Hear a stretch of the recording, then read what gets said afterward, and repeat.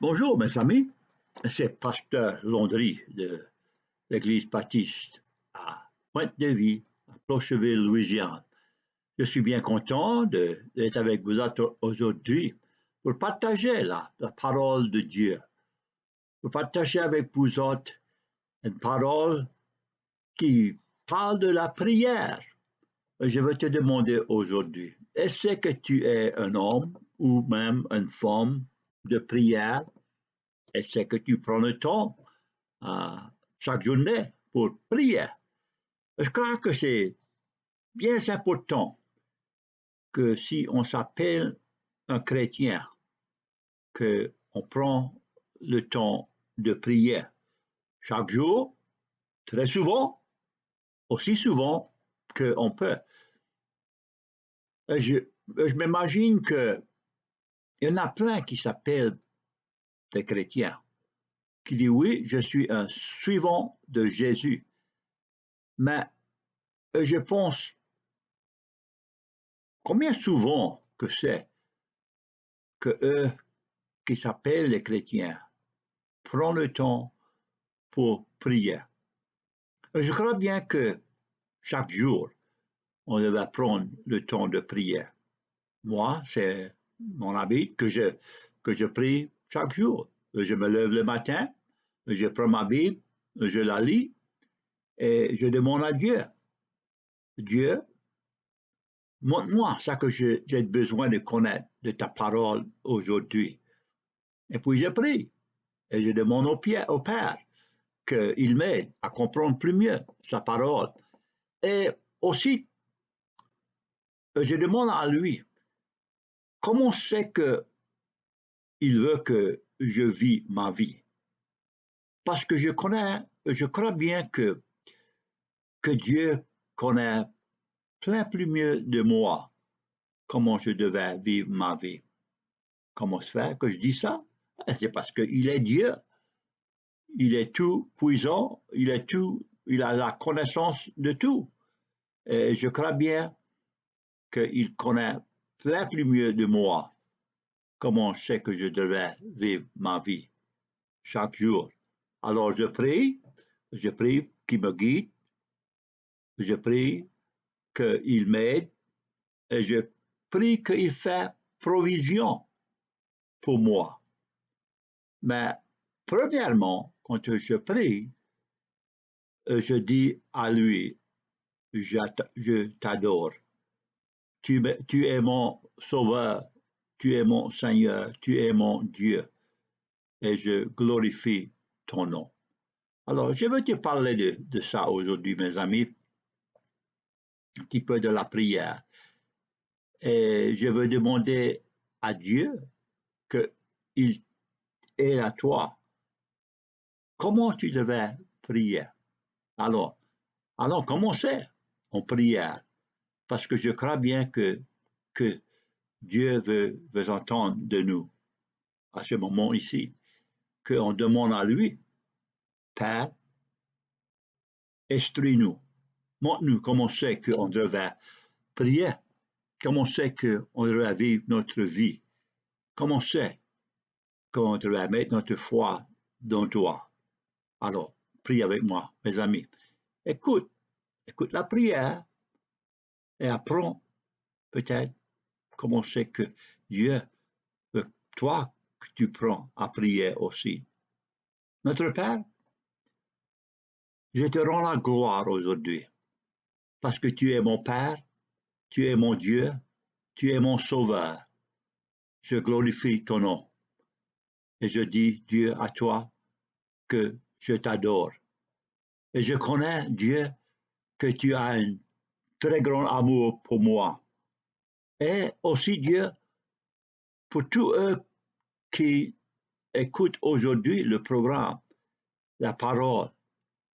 Et Dieu, ma prière est aujourd'hui que tu vas nous aider à comprendre, Dieu, comment c'est que on peut prier et comment c'est que tu veux qu'on prie sans doute. Aide-nous, Dieu, à rendre louange à toi dans ces moments qu'on se passe ensemble aujourd'hui. Merci pour ça. Merci pour ta parole qui nous instruit, qui nous dit comment c'est que tu veux qu'on vit. Merci pour ça. C'est dans le précieux nom de Jésus qu'on prie. Amen. Alors, mes amis, je veux vous parler aujourd'hui de la lettre à l'apôtre Paul à Timothée. Sa première lettre. Tu connais que Timothée était un jeune prêcheur. Et puis, il avait un tas pour apprendre. Et je crois bien que l'apôtre Paul l'a écrit à lui pour l'aider à être un meilleur pasteur, pour être un meilleur prêcheur, pour être un meilleur servant de le Dieu saint. Alors, écoute ce qu'il dit dans la première lettre à Timothée, dans chapitre 2, et il parle à lui, il dit, j'exhorte donc avant toute chose à faire des prières, des supplications, des requêtes, des actions de grâce pour tous les hommes, pour les rois et pour tous ceux qui sont élevés en dignité, afin que nous menions une vie paisible et tranquille, en toute piété et honnêteté. Cela est bon et agréable devant Dieu, notre Sauveur, qui veut que tous les hommes soient sauvés et parviennent à la connaissance de la vie. Car il y a un seul Dieu et aussi un seul médiateur entre Dieu et les hommes, Jésus-Christ, homme qui est donné lui-même en rançon pour nous, pour tout. C'est là le témoignage rendu en son propre temps et pour lequel j'ai été établi prédicateur et apôtre. Je dis la vérité, je ne mène pas chargé d'instruire les païens dans la foi et la vérité. Je veux donc que les hommes prient en toute lieu, en élevant des mains pures, sans colère, ni mauvaise pensée. Que Dieu bénisse sa parole aujourd'hui, mes amis. Il y avait dans Queensland, Australie, des hommes qui travaillaient pour trouver de l'or. Sur la montagne la Morgan, ils ont travaillé pour un tas de années. Ils grattaient dessus la terre, ils cherchaient sur le côté de la montagne et ils trouvaient des petits morceaux d'or qui ne valaient pas un tas. Et ils ont cherché, mais ils n'ont jamais trouvé un tas. Jusqu'à ce que quelqu'un a devenu et ils ont commencé à fouiller dans la terre. Quand ils ont commencé à fouiller, creux, ils ont trouvé plein d'or.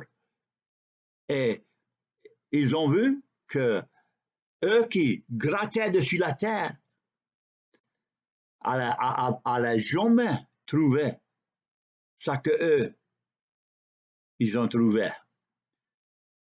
Et je crois bien que ça, c'est un joliment bon portrait de la prière.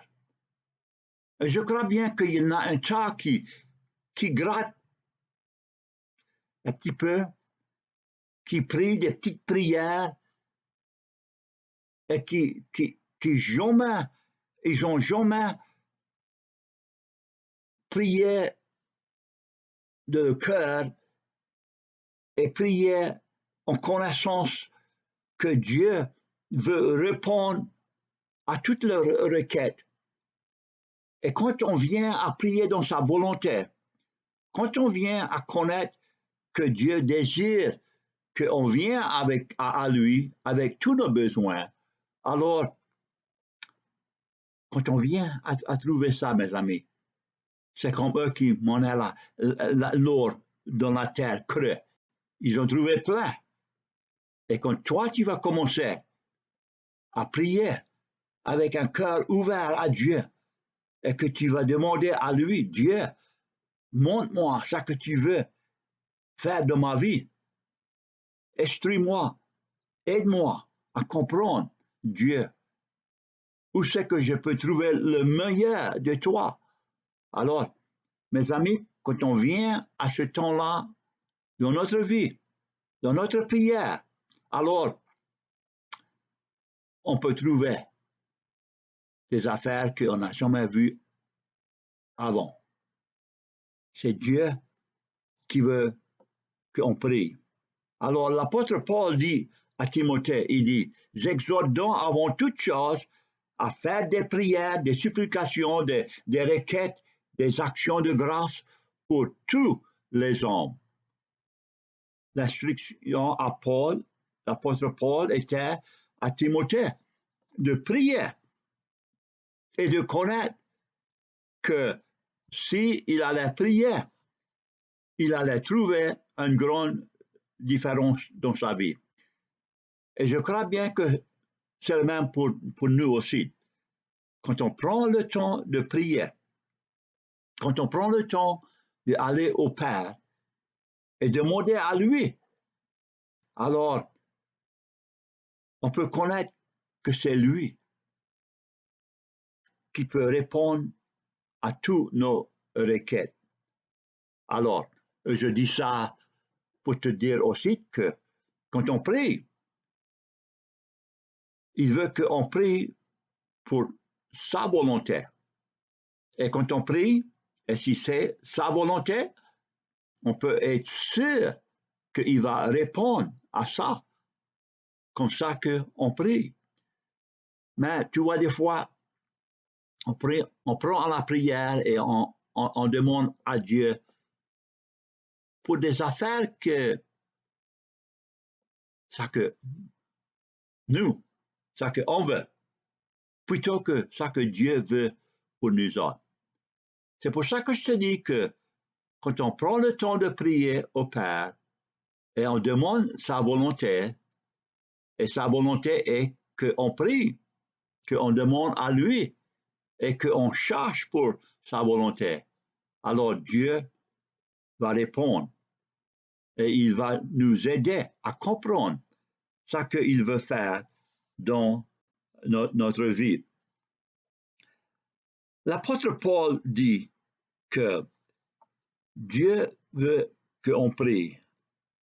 Il dit aux Éphésiens, dans chapitre 3, à moi, qui suis le moins de tous les saints, cette grâce a été accordée d'annoncer aux païens les richesses incompréhensibles de Christ. Tu as entendu ça? Les richesses incompréhensibles de Christ. Ça qu'on ne peut pas s'imaginer, ça que Dieu veut faire dans notre vie. Mais je te dis, mes amis, que la seule manière qu'on va trouver ça et qu'on va comprendre cela, c'est à travers la prière. Si on s'assied avec la Bible, la parole de Dieu, et on demande à Dieu, Dieu, qu'est-ce que tu veux me dire aujourd'hui?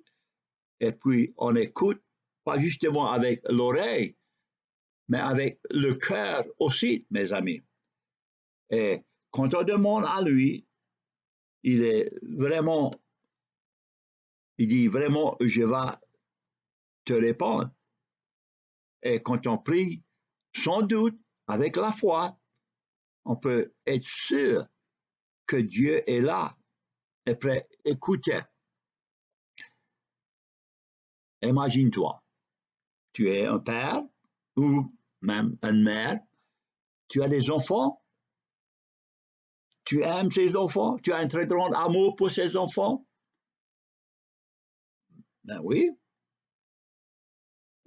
Moi, j'ai des enfants, j'ai des petits-enfants, et quand un vient à moi et dit, papa, est-ce que tu peux faire cela pour moi? Ou est-ce que tu peux me donner cela? Alors, je connais que si je l'ai à donner, si je peux le faire, je vais la donner, je vais le faire pour eux. Comment se fait? Parce que de ma très grand amour pour eux. Mais des fois, dans le passé, mes enfants étaient devenus à moi et dit, papa, est-ce que tu peux me donner cela ou tu peux faire cela pour moi? Mais je connaissais ce qu'ils ne connaissaient pas. Peut-être que ça qu'ils demandaient, j'avais déjà fait préparation pour leur donner, comme notre Père fait pour nous autres. Ou peut-être que je connaissais que ce qu'ils demandaient n'était pas le meilleur pour eux. Et peut-être que j'avais quelque chose de plus meilleur pour eux. Et tu vois, mes amis,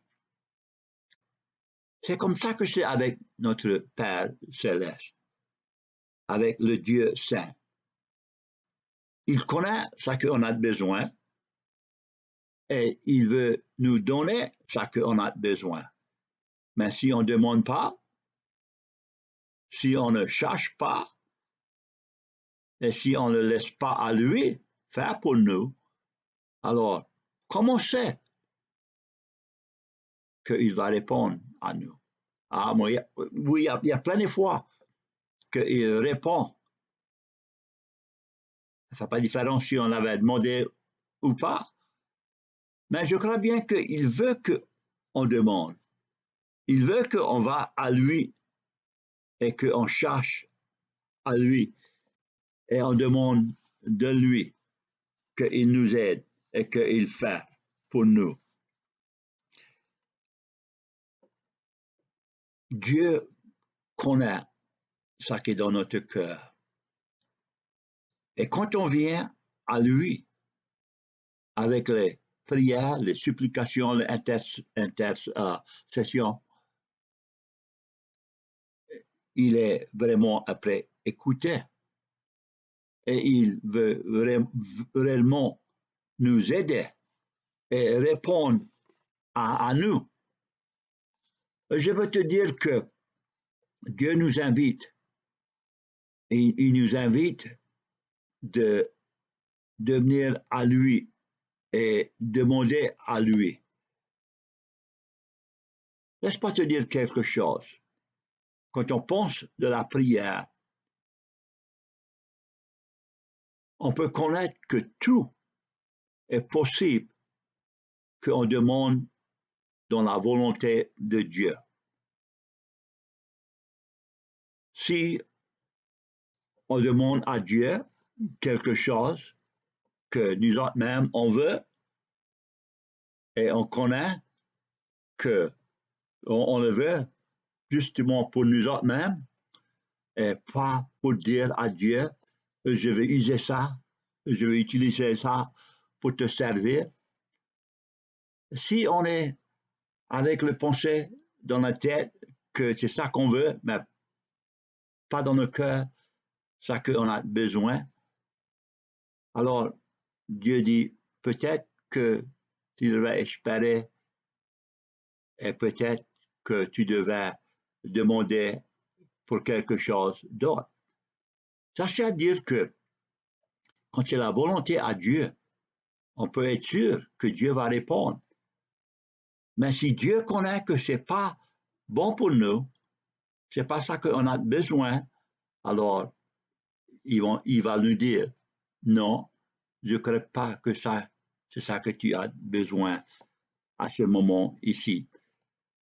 Peut-être que plus tard, il va connaître qu'on va être plus mieux préparé pour cela, mais peut-être qu'à ce temps ici, ce n'est pas ça qu'on a besoin.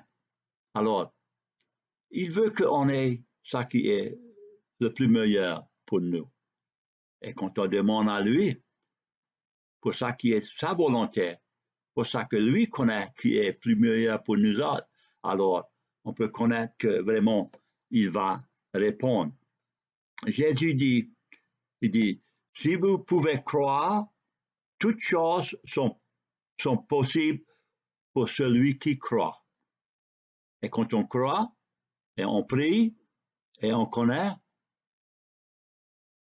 que Dieu connaît plus mieux de nous.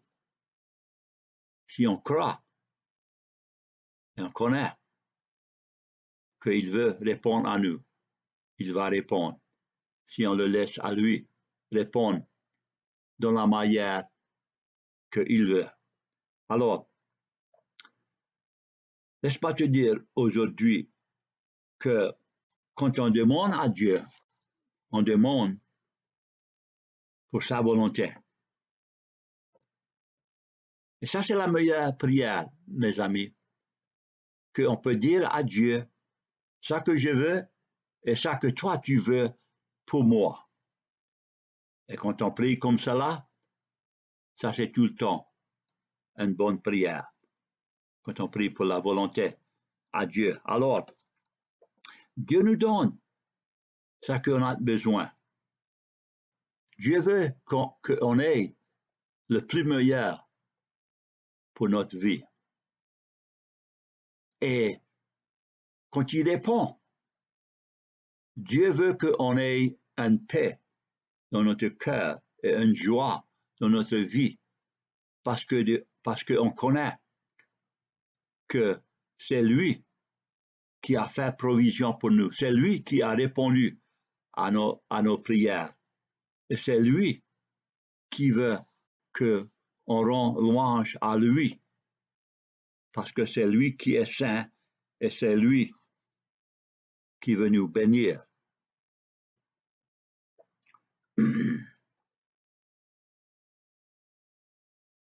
Mes amis, il y en a, c'est plein trop souvent que on traite la prière comme c'est justement quelque chose que nous-mêmes on dit à Dieu et puis c'est tout. Et puis il donne ou il fait. Mais je veux te dire aujourd'hui que la prière travaille dans deux manières. Oui, on parle à Dieu et on demande et on dit à lui. Mais aussi je crois que des fois on a besoin d'écouter avec l'oreille et avec le cœur. Parce que je crois bien que des fois, le Père veut nous parler et nous instruire et nous montrer ce qui est plus meilleur pour nous. Ça, c'est pourquoi je vous dis, tu devais lire la Bible, tu devais prendre ta Bible et t'asseoir avec le matin ou l'après-midi ou n'importe quel temps que tu as le temps. Assis-toi avec la Bible, la parole de Dieu, et ouvre et commence à lire. Tu dis, mais je sais que je devais commencer. Commence avec l'évangile de Jean. Écoute et regarde ce que Jésus a fait et comment il a répondu à eux qu'il a rencontrés. Parce que tu vois, et tas de fois, eux devenaient à lui et demandaient à lui pour la guérison ou pour quelque chose d'autre. Et quand il les voyait, il répondait, il écoutait. Mais des fois, c'est lui qui les cherchait à eux. Il y avait un petit homme nommé Zaché. Quand Jésus était passé à travers sa ville, il était à moyen à court et il ne pouvait pas voir parce que toute la foule, tout le monde était en avant de lui. Alors, il a grimpé dans un petit bois. Il croyait que ça allait être son plaisir de justement pouvoir voir Jésus. Mais tu connais que quand Jésus est devenu où Zaché était, il a dit à Zaché, il dit, débarque du bois, il dit, je vais aller à ta maison aujourd'hui. Et vraiment, Jésus a fait pour Zaché ce qu'il avait besoin. Il avait besoin de le pardonner ses péchés. Il avait besoin d'une nouvelle vie. Et quand Jésus est allé à sa maison, il a écouté à Jésus. Jésus a parlé, a donné à lui le mot de salut. Et puis Zaché a commencé à dire, il dit, ma vie est changée. Il dit, tout ça que j'ai, il a commencé à dire, j'allais partager et donner. Il était un homme avec un tas d'argent, qui gardait tout ça pour lui. Mais quand Dieu a changé son cœur, il a vu que sa vie devait aller dans une autre direction. Et tu vois, quand on écoute avec l'oreille, avec le cerveau, et quand on écoute avec le cœur, laisse-moi te dire que Dieu peut te donner une nouvelle direction dans ta vie. Tu vois, c'est ça que l'apôtre Paul disait à Timothée. Il disait à lui, car il y a un seul Dieu et aussi un seul médiateur entre Dieu et les hommes, Jésus-Christ, qui est donné lui-même un rançon pour nous.